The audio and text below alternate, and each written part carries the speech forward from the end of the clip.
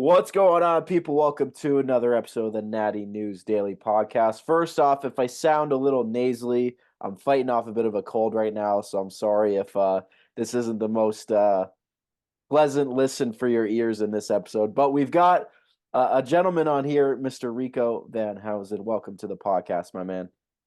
Thank you very much for having me. Thank you.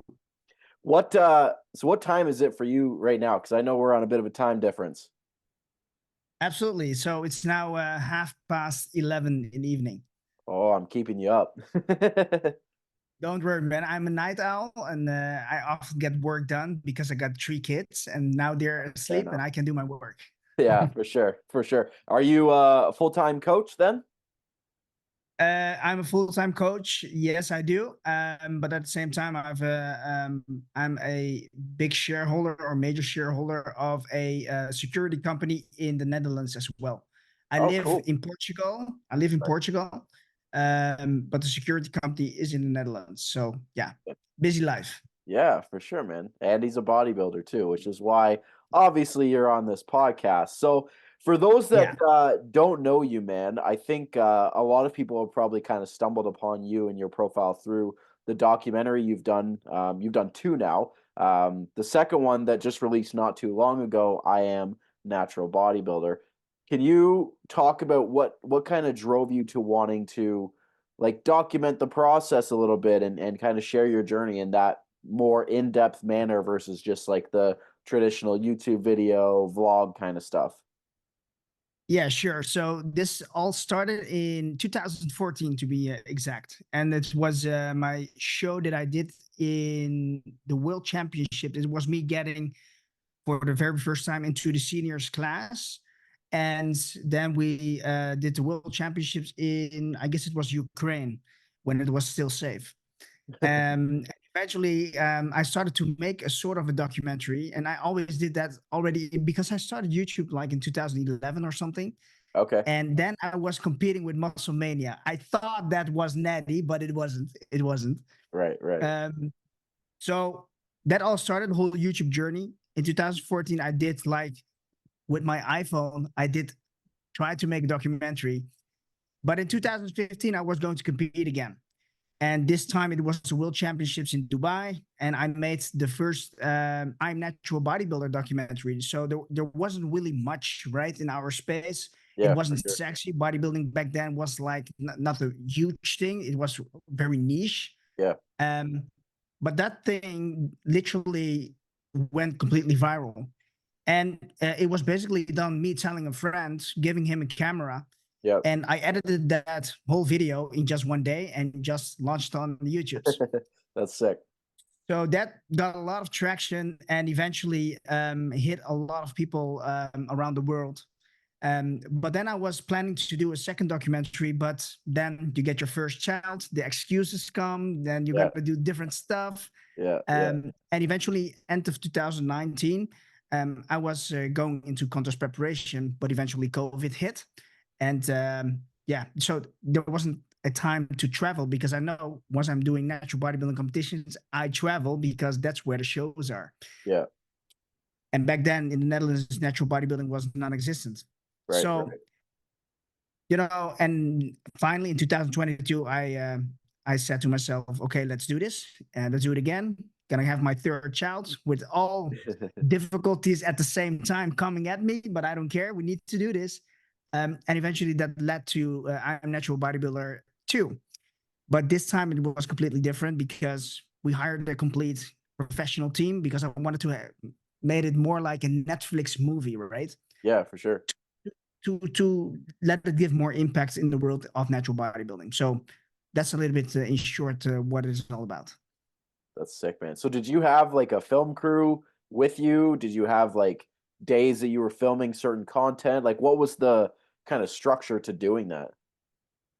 So the structure to doing that, it all started with to track back a little bit to the first documentary in 2015. I literally made a storyboard, Yep. which was literally an A4, and I was drawing these rectangles, and I was saying, okay, this needs to be in there, this needs to be in there. We need to film these scenes. It was already in my mind. Yeah. But this time, the second documentary eventually I first had to find a good guy who could film very good, had the proper camera skills, and wasn't costing too much, because making a movie with a professional cameraman, Yeah. I can tell you these guys are expensive. Yeah. And for an usual movie around 1 hour to 1.5 hours, you're paying at the very minimum $100,000, euros, whatever, in Wow. the movie world, right?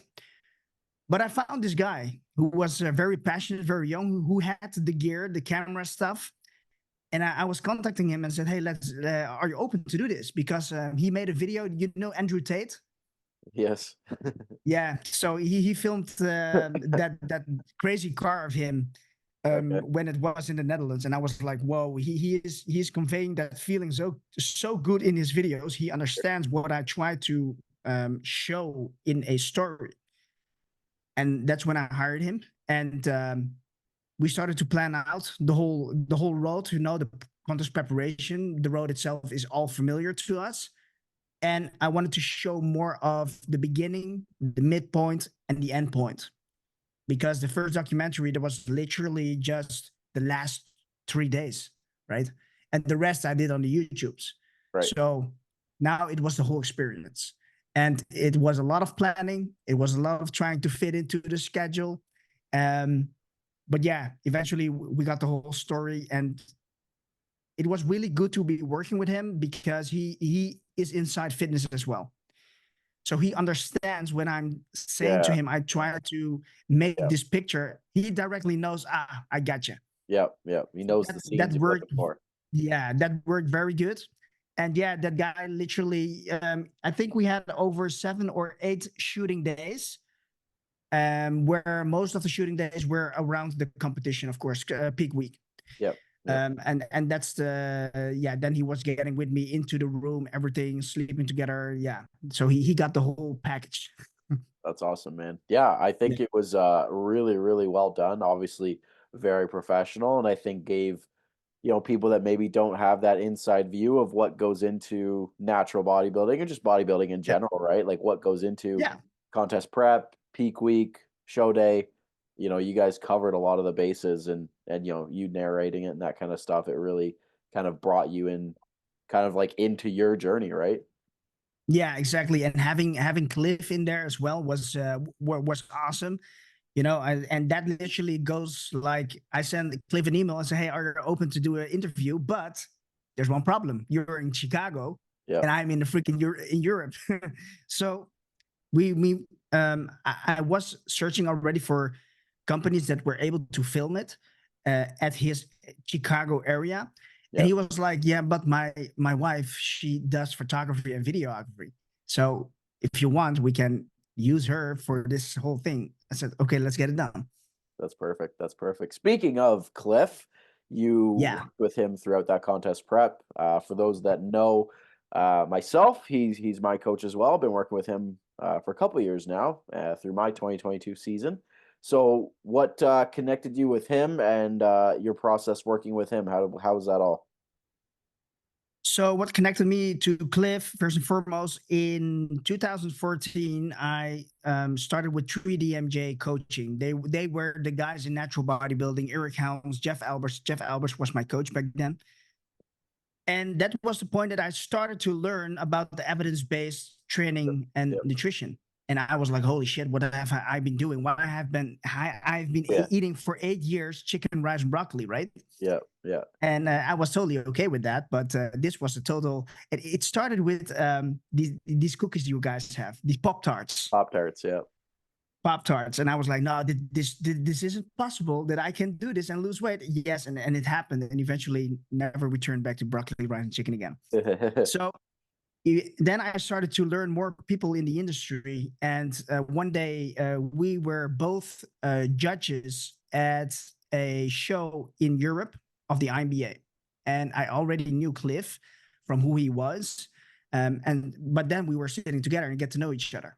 Yeah. And I said to him, "One day I will be working with you." And eventually, it was the very first show that I did afterwards. So that's where Cliff and I already started to know each other. And then I pulled the trigger to directly hire him and do this whole thing, contest prep.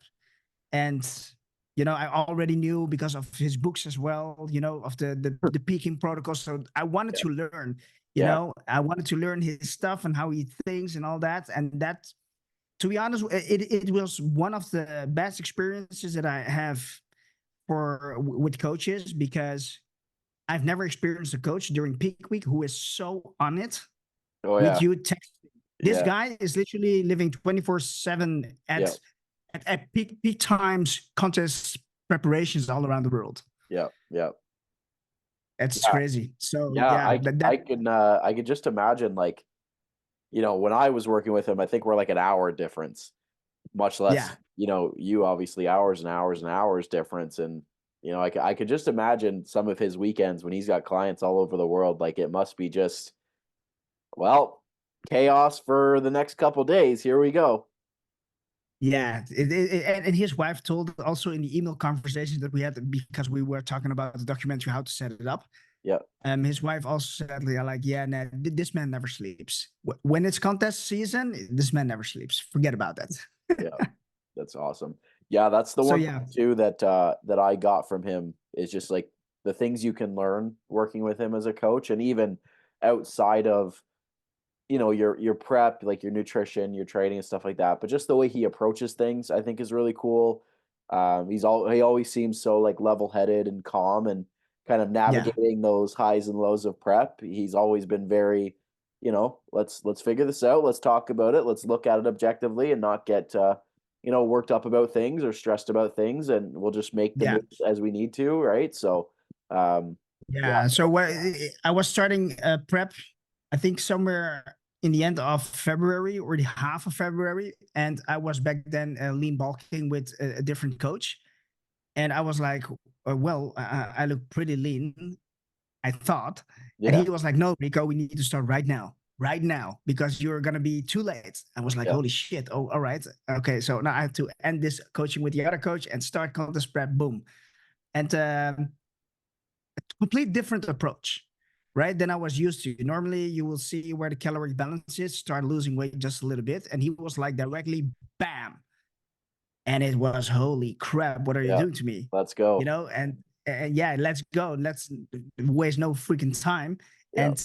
And then eventually, it was also the first time that I was eating into the show, Okay. which was much better, much better. Yeah. And the funny part was, when I was with 3DMJ, um, there the prep is more like, just go slowly along all those months.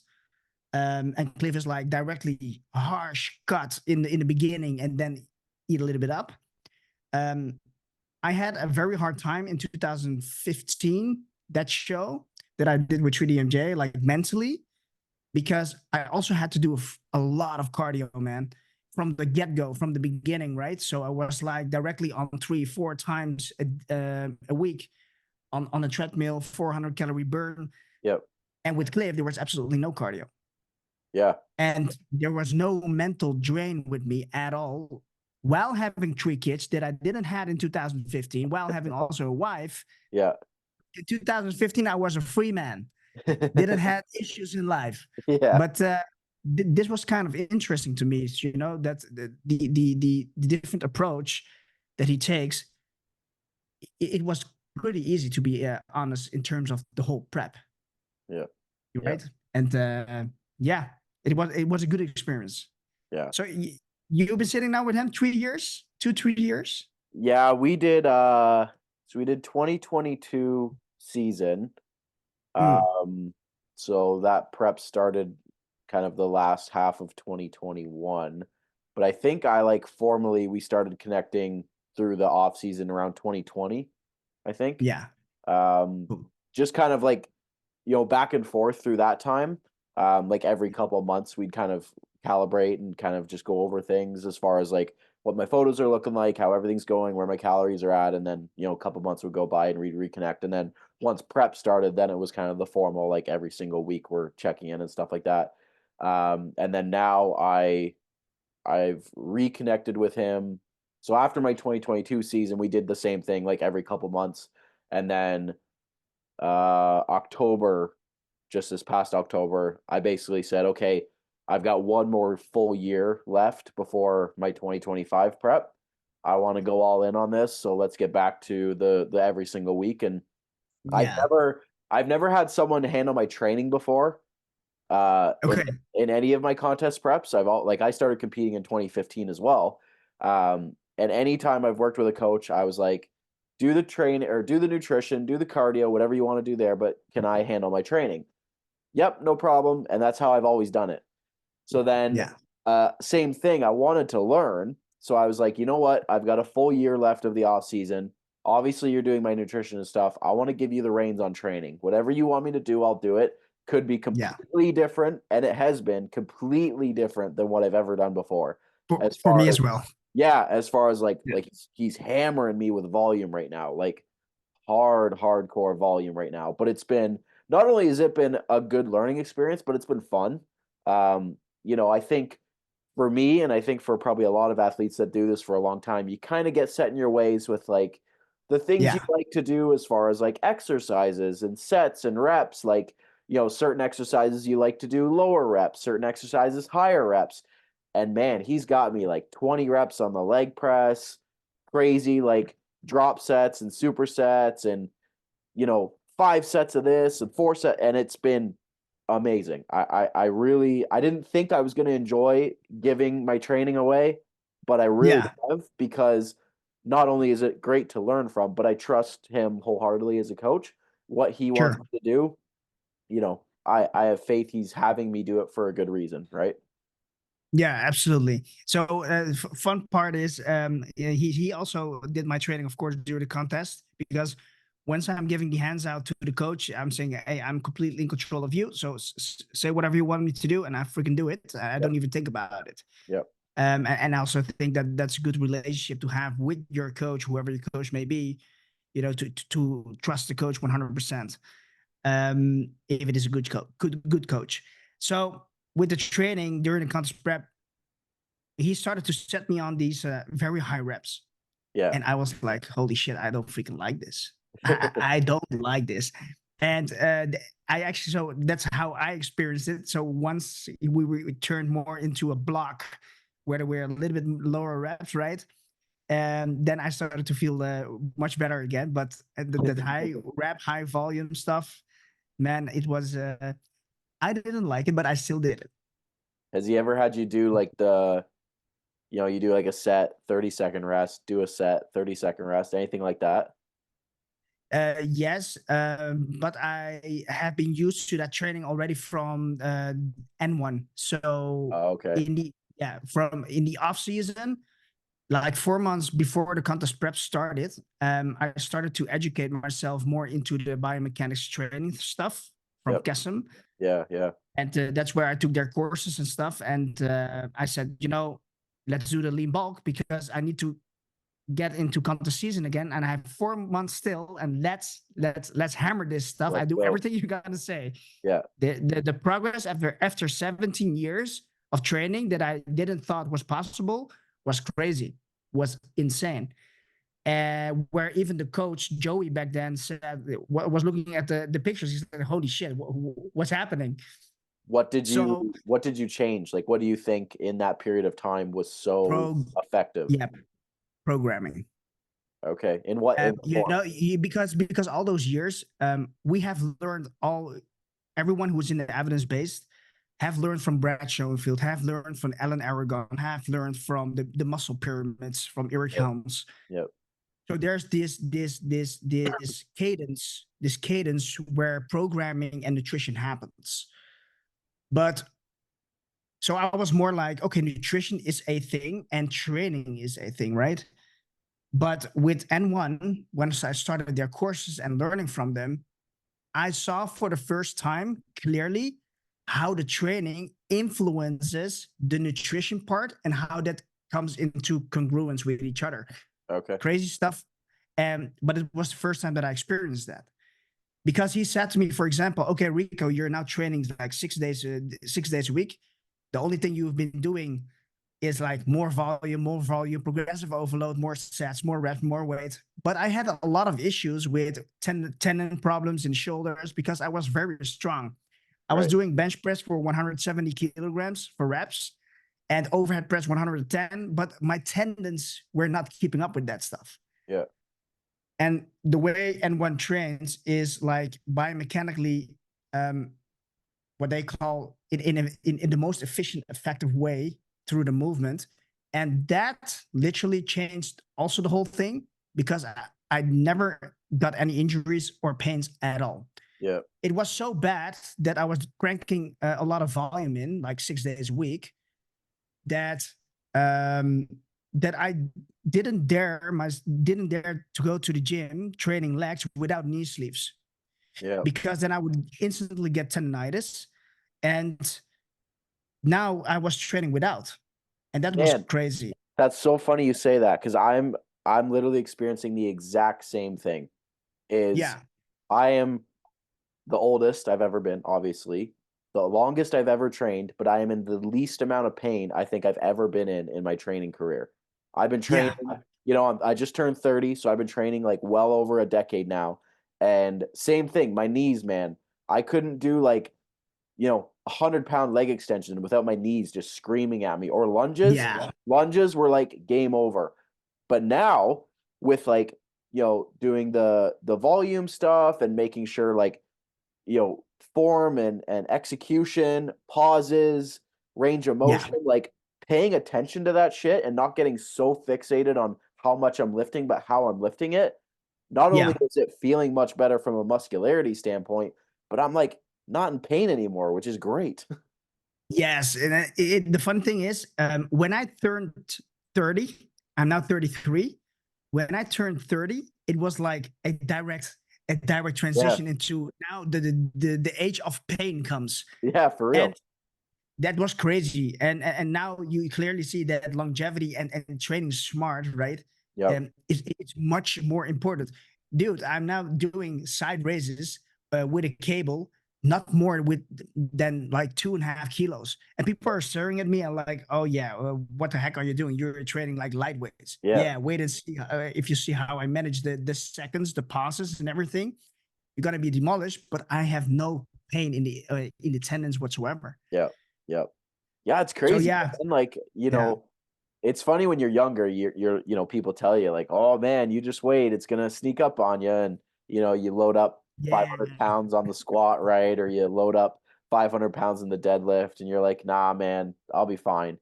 But then, sure enough, like over time, wear and tear starts to add up, and then, you're either gonna be that athlete that kind of just pushes through and just gets in more pain or injured and whatever, right? Or you kind yeah, of start to shift your approach a little bit and think like, okay, there's got to be ways to do this more effectively. And thankfully, we've had a lot of stuff come out through guys like N1, 3DMJ, Brad Schoenfeld, like yeah, you said, where it's like, okay, you don't need to beat yourself into the ground 24/7 with just lifting heavier and heavier and heavier.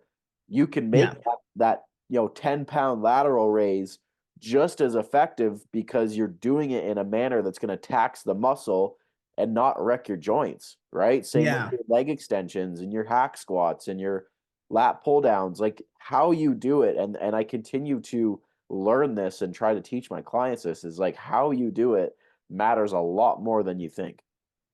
Oh, absolutely, yes. And to come back, by the way, to your point, when it's what the biggest change was with N1 stuff, that I saw was when Joey took me on in the off season. He said, "Okay, you are now training 6 days. You're hammering these volumes and crazy stuff. We go back to 5 days a week."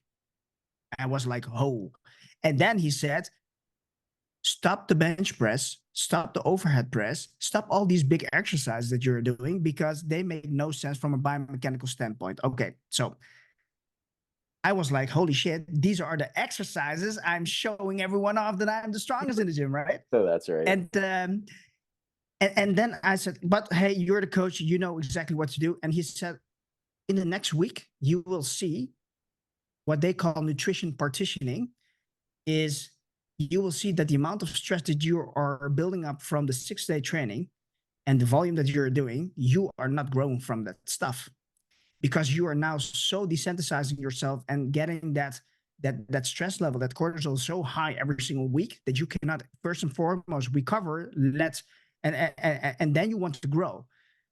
But the next week you will see you are a little bit more leaner, but weighing pretty much the same weight. And I was like, okay, let's check it out. Yeah. And that's exactly what happened. And then I saw how training, the stimulus that you are giving to the training is impacting your body composition and the nutrition you're giving it.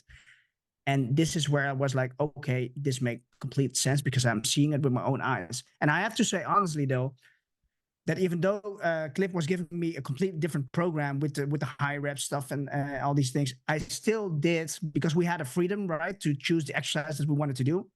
I all did it with the N1 movements. So that made it still doable for me. But yeah, this is all the time that we are tweaking towards Yeah. our own liking, Yeah. no matter what or which coach. But now I'm back again in the offseason with N1.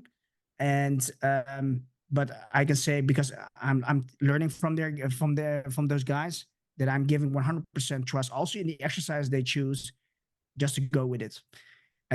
So yeah, that's been the experience so far. But I learned a lot from the peak week. That was the craziest with working with Cliff, right? Because he was so narrowing down. Because we were doing 2 shows, Yep. and he was so narrowing down to the minute detail. Okay, the next show we are gonna do exactly this, because I see you're holding water once we're doing a high refeed Yeah. one day before, and I was like, holy shit. But I understand what he says, right? But it makes complete sense if I'm looking to the pictures and his feedback. Man, that was a literal learning experience that you will never get everywhere else, Yeah. I would say. There's one thing he always says on a podcast that he's ever on, and that subject comes up with like peak week and like what you see, and he's like, it's hard to explain it to people, but when you've looked Yeah. at, thousands and thousands and thousands of progress photos, Yes.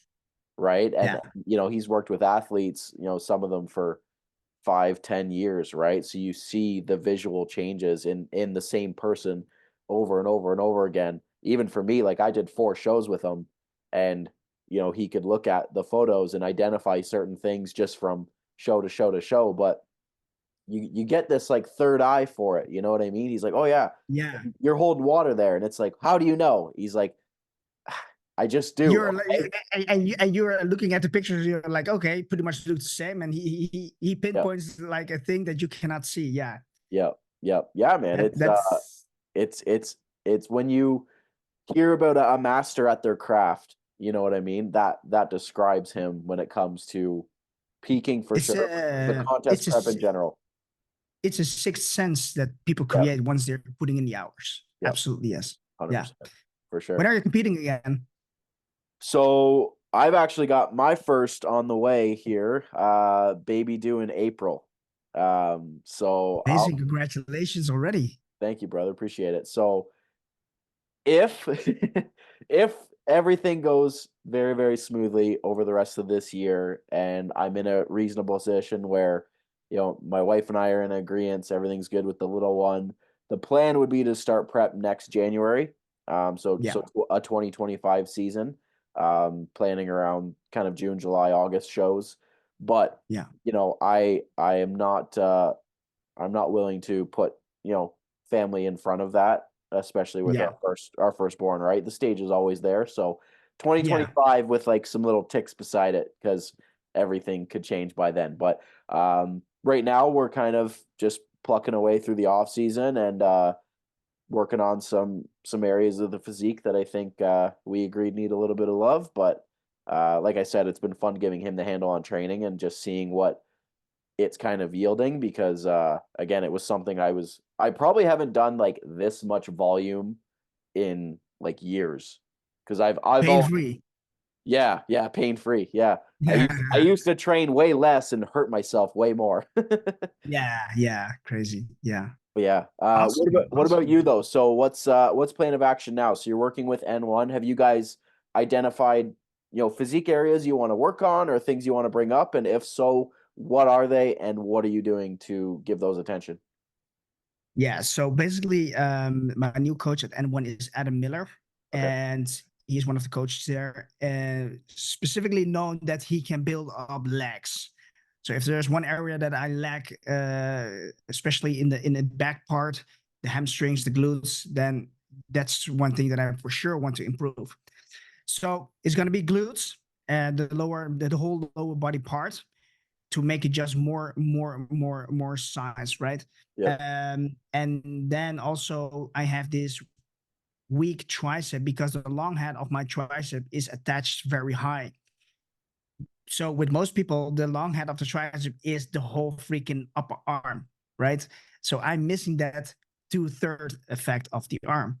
Yeah. Yeah. So we are trying to work the arms as well at the same time, shoulders. So overall development, and how he has been doing that now, Adam, is they work in blocks where they give you a certain stimulus for like 4 to 6 weeks.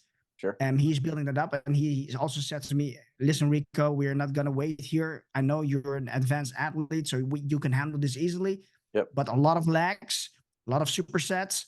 But what N1 does with their programming, which changes a lot also in terms of injuries stuff, is regulating the tempo very specifically. Okay. So, they do a lot of it. They do also a lot of integrated partial stuff. Sure. And that has been working like crazy. So yeah, I just started like, I think it was half January. So I just started with them. But I can already say that we are pushing a lot of volume as well, like yourself. What so for triceps, for example, what are you doing to really kind of give them attention as far as like exercise selection goes? So what I see, what they you most often do is they are supersetting, and but they read the muscles and the execution of muscles in the shortened and the lengthened position where you're training it in, right? Yep. Most often people just do a bicep curl. They don't matter if the arm is here, back, four, Yeah. but Yeah. that changes the whole thing. For sure. And so they are switching up the whole stuff in terms of, okay, now we are doing shortened together with a lengthened exercise for the triceps. But also, this is actually the first time that he said, "Hey, Rico, I'm seeing just a little bit lagging on their left inner thigh, and it's this specific muscle, the hamstring, and we're gonna change that. Do just a little bit more volume over there. So we're gonna start off with the left leg where it's lagging a bit. Just do one extra set." But at the same time, we are also training unilaterally. So just left and right separately from each other and all these things. Yep. So yeah, but I know that we are just starting off, and I will get the shit show still coming for Yeah, for sure. sure. That's awesome, man. Yeah. What's your projected timeline for off season versus when you're gonna prep again? So basically, because I'm in this situation now where I got the pro card, but once I'm getting over a certain weight, then I am out of that.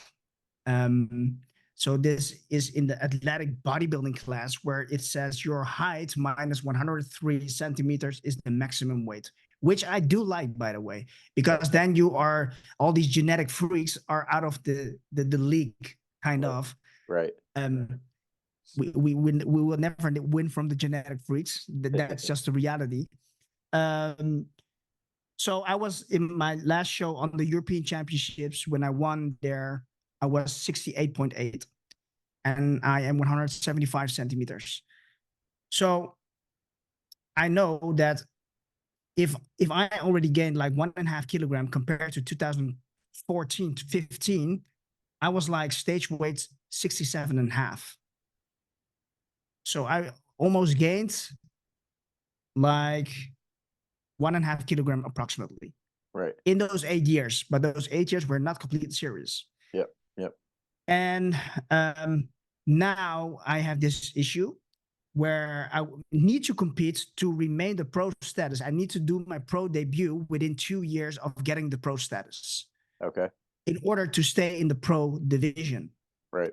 However, whenever I'm coming in, and that was a good point that your buddy said on the YouTube video.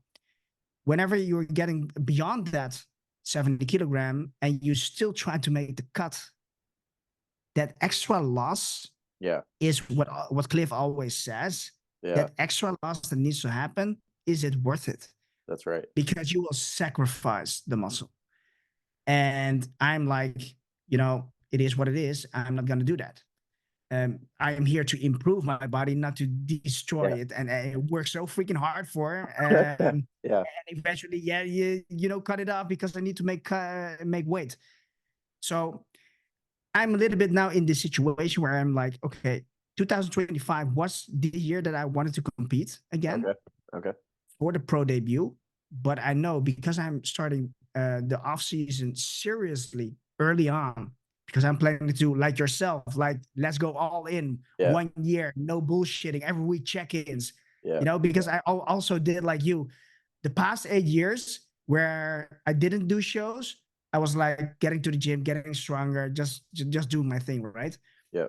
But you can't clearly see, and you probably recognize this, that whenever you need to check in every single week, man, the progress is also like crazy Yeah. Yeah. because you are so sharp every single time. You need to know exactly what to do, and your coach is watching. Yeah. So to cut short, 2025 is the planning now. Okay. But if I will do it in the professional debut, depends on the weight. Depends on the weight. I think I will surpass it, but who knows? Who knows? So 2025 is the goal, and then I'm planning to do both big shows in the United States, so the Natural Olympia as well as the WMBF Worlds. So that's the plan for now. Might see Worlds then. You go to Worlds? Yeah. Yeah. That's the plan. Amazing. By the way, are you already a pro? Yeah. I turned. So I got my WMBF and OCB pro cards last 2022. All right. So you are in the big league. Yeah. Yeah. That's scary. It's some big Holy boys. shit. Holy shit. Yeah, that's crazy. Um, I have one question, by the way, for you guys, because you guys have a lot of on the Instagram page. You are a lot of showing the WMBF side of things. I'm wondering why that is. Why we say that again? Sorry. What do you mean? Ask again.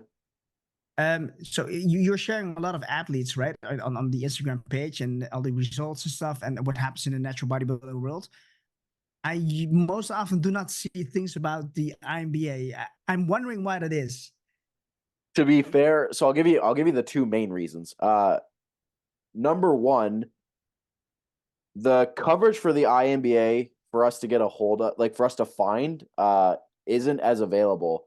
Like over here in North America, anyways, like the WNBF, OCB, NPC, like they're kind of the big organizations. So as far as like Yeah, show coverage and content for us to reshare and repost goes, it's yeah, it's easily accessible. Like it's easy to find. Like for me, for example, when I was because I run the Natty News Instagram page, and then James and Dan yeah. help me with the podcast and stuff.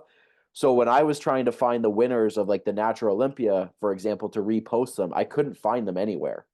Ah, So for that's for yeah, so for me, because people get, they're like, oh, you guys are showing favoritism and this and that.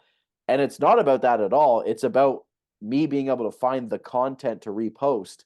That's why, for us for the podcast, like talking to guys like you that are, in the completely on the other side of the world is helpful yeah, because, yeah, for us to find people in North America, for me to find people in Canada, for get the James and Dan to find people in the US, super easy. yeah, But to find like, you know, within the UK and Europe and stuff like that, like you guys have all kinds of organizations over there as well, but yeah. we're just not as well connected. We're trying to be, and we're continuing to grow our connections, but it's hard because we're all the way over here. Okay. So the reason why I asked, because in my head somewhere I can understand why it was, but eventually this is a completely different explanation. Because on my YouTubes I also had been talking, me watching the Generation Iron for Natty for Life or something, that documentary, right? And sometimes we've been sitting in this world of natural bodybuilding, and by the way, this is a discussion for a whole different topic, but one that is interesting. For all those years that I've been competing in natural bodybuilding, um, I've seen so many shit that it is not even fun anymore. And I think we have a responsibility to the outer world to show the people what it really is. Yep. And then I see, for example, these documentaries, the Generation Iron version, where I know for a fact that some people in there are not what they pretend to be. And that's what I find not okay. Yep. And if that's being presented as well by the organization, I have an issue with that, right? Whereas, for example, the WMBF doesn't have these things.